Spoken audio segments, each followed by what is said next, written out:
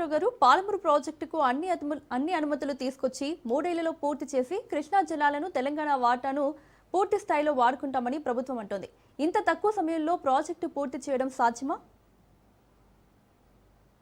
సాధ్యమయ్యేటువంటి అంశం కాదు. దానికి నిధులు ఎక్కడి నుంచి తెస్తారు?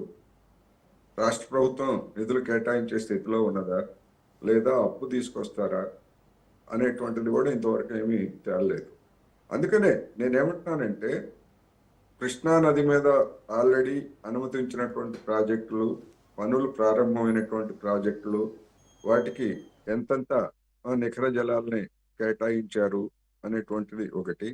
అదేవిధంగా గోదావరి నది మీద ఉన్నటువంటి ప్రాజెక్టులు, వాటి నిర్మాణ స్థితి, వాటికి కేటాయించినటువంటి జలాలు, మిగిలినటువంటి ప్రాజెక్టులు పూర్తి 2 నదుల మీద ఉన్నటువంటి ప్రాజెక్టులను పూర్తి చేయడానికి ఇప్పటి వరకు ఖర్చు చేసినటువంటి మొత్తాలు ఎంత, ఇంకా ఎంత ఖర్చు చేస్తే ఆ ప్రాజెక్టులు ఎప్పటికి పూర్తవుతాయి?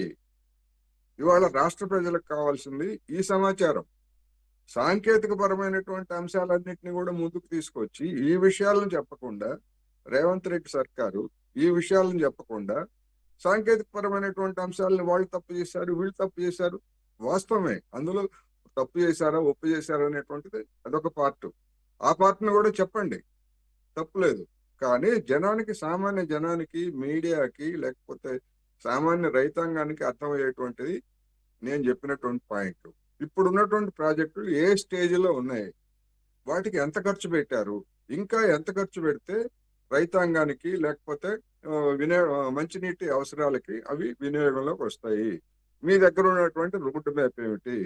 రాష్ట్ర ప్రభుత్వము ఈ ఇరిగేషన్ శాఖ నిధులతోటి వాటిని పూర్తి చేస్తుందా, లేకపోయేట్లయితే స్పెషల్ పర్పస్ వెహికల్స్ కింద వేరియస్ బ్యాంకుల నుంచి లేదా ఇతర ఆర్థిక సంస్థల నుంచి నిధులు తీసుకొని వాటిని పూర్తి చేస్తుందా అనేటువంటి ఒక రోడ్ మ్యాప్ ప్రకటించాలి, పెట్టాలి. ఇప్పుడు పవర్ పాయింట్ ప్రజెంటేషన్ చెప్పేసి అక్కడి నుంచి అదైతే ఇక్కడి నుంచి ఇది, ఇవన్నీ ఓకే, నేను కాదంట్లా. కానీ జనానికి కావాల్సింది ఏంటి?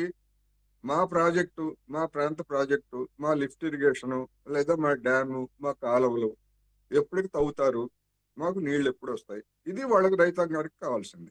మనం చెప్పాల్సింది కూడా అదే. అలా కాకుండా సాంకేతిక పరమైనటువంటి అంశాల మీద అసెంబ్లీలోను బయట వివాదపడితే దానివల్ల ఎలాంటి ఉపయోగం ఉండదు. అందుకని రాష్ట్ర ప్రభుత్వం ఈ అసెంబ్లీ సమావేశాల్లో అటువంటి ఒక స్టేటస్ పేపర్ని, గతంలో ఆర్థిక పరిస్థితి మీద రేవంత్ రెడ్డి సర్కార్ ఒక స్టేటస్ ని ప్రవేశపెట్టి ఏ రంగంలో ఎంతెంత అప్పులు చేశారు, ఏ ఖాతా కింద ఎంత అప్పులు చేశారు, ఈ వివరాలన్నీ చెప్పారు కదా. అదే మాదిరి నీటి ప్రాజెక్టులకు సంబంధించి ఉన్నటువంటి వివాదాలేవి, కేంద్రంతో ఉన్నటువంటి వివాదాలేవి, ట్రిబ్యునల్తో ఉన్నటువంటి సమస్యలు ఏమిటి, పొరుగు రాష్ట్రంతో ఉన్నటువంటి సమస్యలు ఏమిటి, వీటన్నిటికి సంబంధించి క్లుప్తంగా జనానికి అర్థమయ్యేటువంటి భాషలో ఒక స్టేటస్ పేపర్ను ప్రకటిస్తే ఈ మీడియాలో అవాంఛనీయమైనటువంటి పదజాలంతో కూడినటువంటి బూతులు తిట్టుకునేటువంటి చర్చలు కానీ, బయట బూతుల వ్యవహారం కానీ, ఇవన్నీ కూడా తొలగాలంటే ఆ విధమైనటువంటి వివరణ ఇవ్వాలి. ఈ అసెంబ్లీ సమావేశాల్లోనే రాష్ట్ర ప్రభుత్వం అటువంటి వివరణ ఇవ్వాలనేది నా గట్టి అభిప్రాయం. కోటేశ్వరరావు గారు, అలాగే థ్యాంక్ యూ కోటేశ్వరరావు గారు, స్పెషల్ డిబేట్లో పాల్గొన్నందుకు.